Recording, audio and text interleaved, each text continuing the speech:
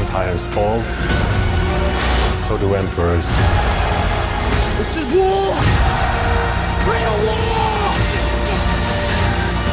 First of all, just congrats on the film. I've been singing the praises of it ever since I first saw it. It's been honestly, it's such a ride, and I'm sure you've been enjoying the ride as well with this. Very much so, and thank you for that. That's very kind of you. It's been wild. Yeah, it's been a wild trip so far. Yeah, no, for sure. I'm just kind of curious because, like, obviously Ridley is, he's one of a kind, right? Like, he's one of those filmmakers that has everything mapped out in his head, and yet he manages to be very collaborative and trusting with his actors. So I'm kind of curious how that then trickles down into you. Like, how much leeway does he give you in sculpting a character like Caracalla? And then what kind of ideas do you bring to the table that eventually, make this character what he is? Ridley directs through environment, meaning, in my mind, he builds a universe. He convincingly builds Rome around you, and then he trusts every actor to become their character. So he started as a visual artist, for many years, Right. and then worked into commercials, and then made films. And I think his mind it is that of a painter. He tells story through visual. So I feel that every detail that was on set, the whole kind of 360 vision of Rome that was his direction. It was to become a part of that. He's very trusting when it comes to the character. I feel that he lets actors kind of take that on themselves. Mm-hmm. Yeah. What was there? Because I know I've heard you mention like people like Sid Vicious and stuff like that in terms of like inspiration for the characters. So I'm kind of curious, like what was the thing that immediately like hooked you about Caracalla, and what the way you sort of found your way into someone who's he could on the surface level be this like very mustache twirling villain, and you obviously get to play into like the villain aspect of it. But I pitied him a bit. Watching the film, I was like, he's kind of just like, he's obviously not a great person, but he's in a shitty situation, right? The environment he grew up in. I mean, I certainly think you begin on the inside. It's the only way. And I don't feel that no person I've ever met is strictly one thing. Right. So movies that try and bring about that myth, I don't know if it adds up. But I think their relationship is incredibly insular. Yeah. And it's quite terrifying to see two people who have no connection or awareness to the outward effect of their actions. So even when they themselves are maybe as vulnerable and needy as anyone else is, it's still, I think what's really scary in this movie is how power is built, how broken it all is. And so I think that was something that felt like a key to the relationship, but it's hard to give precise answers, I find, in this because it's not for me, it's never an objective, it's a sort of never-ending search in terms of trying to find the truth of a person and be surprised by them and push them and find them again and lose them and find them, and it's Yeah, no, for sure. Well, and I think it's interesting because you didn't have to go on this journey alone, because you obviously had Joseph Quinn with you, and you guys had that incredible dynamic. But at the same time, even in that relationship between Geta and Caracalla, like Caracalla is like so isolated on his own. His best friend is like a monkey, and that's almost like, I wonder if you could just kind of like speak on that, the fact that like even inside this little bubble that he lives in, he kind of feels a bit like a loner, There's two duos. It's right. him and his brother and him and his monkey. Yeah. I don't think we're built in the individual. I believe in certain bits of individuality for everyone, but I also think so much of storytelling is seeing the way that other people change you and how you exist in relation in the context of others. So the way in which like his brother is, his brother's broken in a million ways, and then I think Bella breaks himself in these complementary ways. They move to extremes because they're always surveilling the other one. Um, yeah.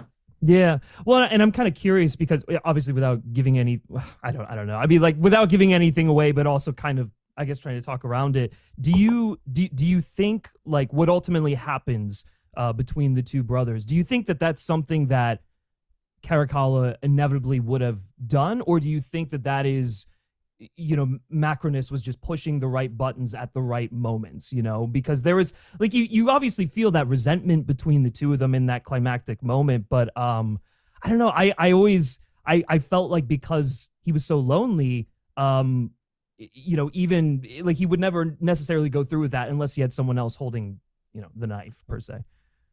Fascinating. Yeah, there's that thing, right, that like things can be um inevitable and spontaneous at the same Yeah, time. yeah, yeah, Great yeah. tragedy can work like that Yeah. sometimes. Kind of, I guess, taking a step back and looking at the story of like these two characters on a macro level.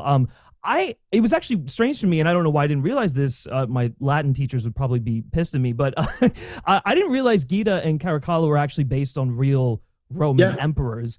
And then the more I dug into it, the more I was just like, oh, that's really fascinating. So I'm just kind of wondering if you could talk a bit about digging into the history behind these two characters in order to bring a fictionalized version of them to the big screen. How much research did you wind up doing for that? For me, the research period is, you open up the aperture and you let everything in and try and not limit um, that process. I try and not curate too harshly at first because you don't know what's going to catch fire and inspire the character, what's going to get them to wake up. In some of these interviews, we've been talking about Sid Vicious and Johnny Rotten because Yeah, yeah, yeah, it can be unusual and even anachronistic at times what speaks to the story and the context of it all. yeah, Uh, but in terms of the real history, uh, I try and look at everything and then not in a way of being all dusty about it, but and to kind of to the letter of the time because this is not. I think Ridley makes movies about the past that speak to the present. They're, they're incredibly focused in how they have to also feel contemporary. He right, wants it to be as violent and raw and scary and lack all. I think sometimes you look back at these historical things and there's a sense that, oh, because we're looking at the past, things make sense now. It was all meant to be, but I think Ridley understands how, again, what I was saying about like spontaneous, some things can feel like some of the deaths in this movie, they happen so fast and yeah, yeah, suddenly this whole person's life is rendered insignificant yeah, just because, and it's so there's a intensity and a tragedy and a kind of lack of things being so fixed and proper, which is definitely sometimes how life feels in the present, I would say. And yeah, I must imagine that it also felt like that then, even though certain narratives make it seem like everything was meant to be. yeah, Um, yeah, yeah. so I think he's speaking to that level of riskiness there. I feel like I've led us on a tangent. Tell me one more time, what was your original question? Oh no, no, no, you're all good. I was just more so curious. I honestly, I was just like, I was listening to what you were saying. And I forgot what I was originally, but I think it had to go with just like the historical, the research Got it. process. Which, Yeah, so the yeah, history yeah, that was relevant and inspiring, and there are um, nuggets from there that I feel brought into it, even from other emperors. Caligula, right, was also an emperor sure, that had a known relationship with an animal, and so that there's aspects that were, uh, you know, yeah, yeah, yeah. there. Well, it's But yeah, at the end of the day, it's not a history lesson. You need to bring a full person alive, yeah, and yeah. in the context of this particular story, which takes it and then runs with it and does its own thing. Yeah. Well, I mean, I think that's the thing that I love about Ridley. And for whatever reason, I don't know why he gets judged so harshly for it, but I love the way that he interprets and remixes history because he goes about it as in like, okay, we're going to get like, some of the important details right. But like, for instance, maybe we'll have a crossbow in here, which obviously was not something that was Yeah, around during, ancient Rome, but you believe it because of how he presents it to you, or stuff like that. And shark. yeah, People yeah, keep thinking that the sharks are, um, you know, the thing that didn't happen. Yeah, And yeah. water fights are real. Yeah, Um, yeah. People it's funny because sometimes it's the things that people believe that they say, oh, that really happened, but then the water fights, no way. And those actually did happen. Those are some of the few parts of it that are totally historically connected. Yeah, yeah, I know. It's so, and I remember the same thing happened with him when Napoleon was coming out, and it was like, oh, Napoleon didn't actually point cannons at the pyramids, and it's like, okay, yeah, but it looks cool, right? And you get what he's saying with the image, right? Like and that's going back to his artistic background. I love how he pulls from, yeah, like art, like that's like, and you can He thinks believe in it. that Yeah, way. yeah, yeah. One of the great gifts of this experience was my first conversation with him was um, shaped entirely by an illustration that he drew. He again to your first question of like how involved is he in that realm, and I really think he's a visual artist. And so his gift was he drew from I think years ago when he was beginning to put together the idea of this film in his head. He drew these twin emperors, and the way that he drew them inspired so much Hmm. to seeing that we didn't end up verbalizing that much of it.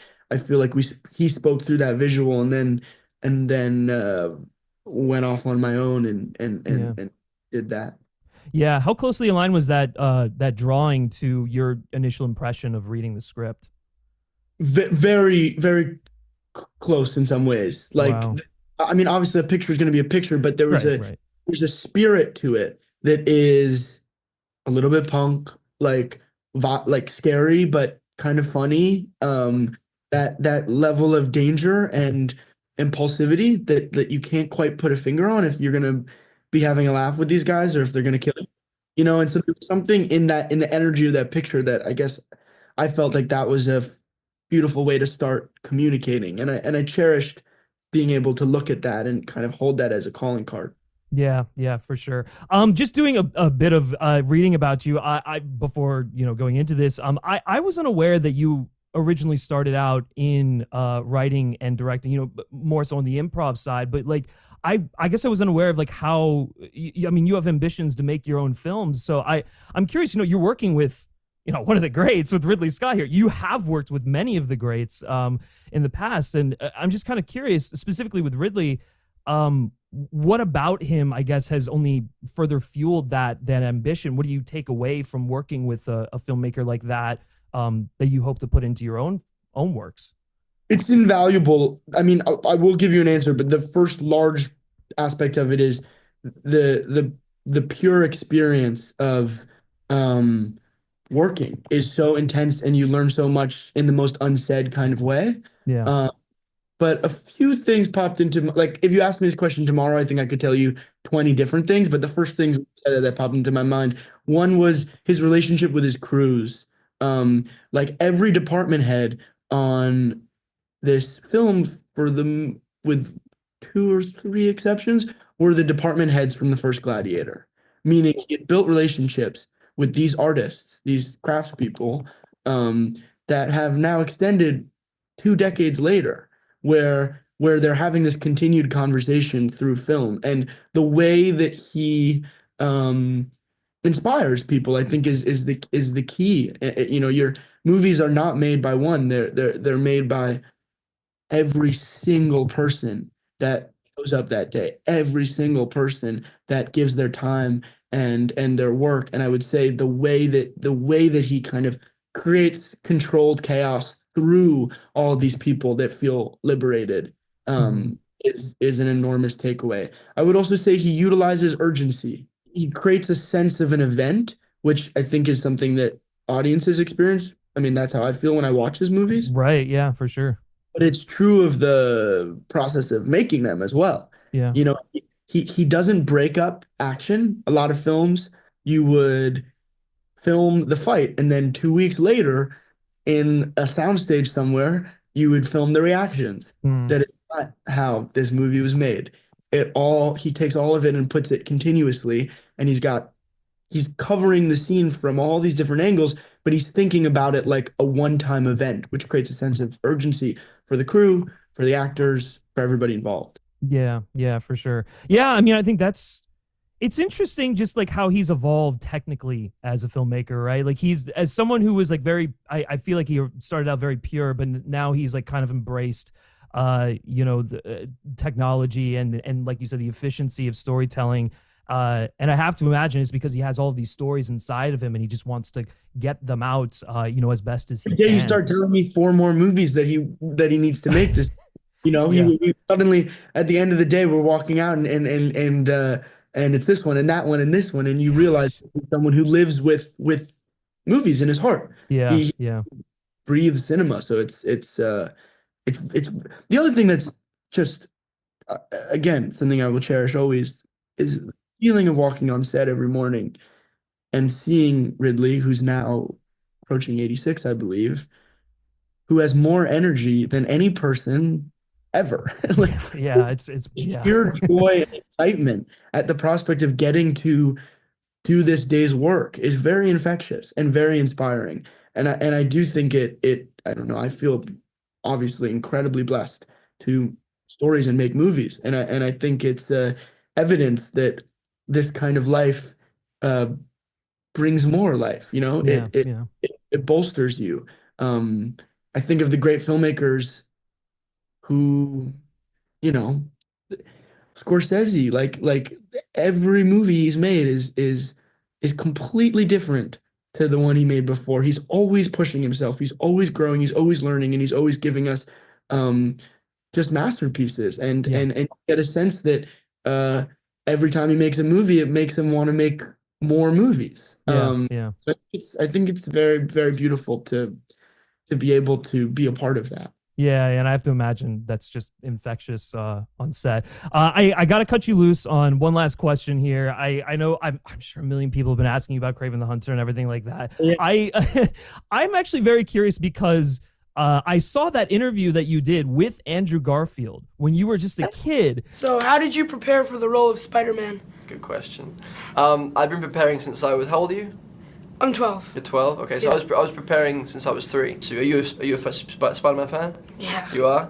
I was not made aware of this until I saw that video that you did with Joseph, and then now you're playing one of the most iconic Spider-Man villains of all time in The Chameleon. Was Spider-Man always something you wanted to be a part of? And then how did that kind of inform, whether or not it was something that you always wanted to be a part of, how did that inform how you wanted to play a character like The Chameleon, who is, this performer in his own right? I actually took Andrew aside after that interview and I said, in over 10 years, I'm going to play the Chameleon. No. Yeah, there it is, right? No. I'm led by character and story. And JC had made other movies that I had watched and was inspired by. And he really is a fascinating character. Why does a person need to be so many other people is, I think, a worthy question. There is obviously a meta aspect of, because in a way it's that all of those masks and stuff is. So I felt that there was something to really look at there, but it's so funny too. I've never seen Andrew again since doing that, and now I was sitting in your seat at that time, but now but I hope to meet him, and I'll tell him I was a little kid, and he was also doing Death of a Salesman at the time, which was on stage, and it just blew my mind. Like, it was such a formative experience to watch that play. So yeah, he's a tremendous actor. Yeah, for sure. He's one of the greatest actors of our time, I think. But listen, thank you so much for your time, Fred. You've been great. I have a million questions here. I could chat with you forever, but listen. You have great questions, and it's nice talking to you. Yeah, likewise. I deprived you of our Q&A earlier. It's all good. This is better. I prefer this. Yeah. This is great. Ready to roll!